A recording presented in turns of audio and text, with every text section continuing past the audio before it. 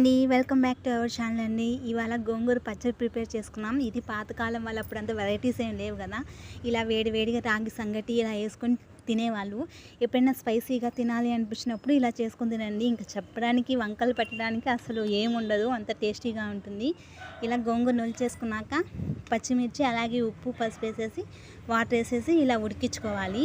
ఏంటంటే మంచి టేస్ట్ ఉంటుంది. ఇలాగా ఆయిల్ అలా ఫ్రై చేయరండి, ఇలానే చేస్తారు. పాతకాలంలో మా అమ్మమ్మ అయితే ఇలానే చేసేది. ఒకసారి ట్రై చేయండి, చాలా బాగుంటుంది. అసలు బాగా స్పైసీగా ఉంటుంది.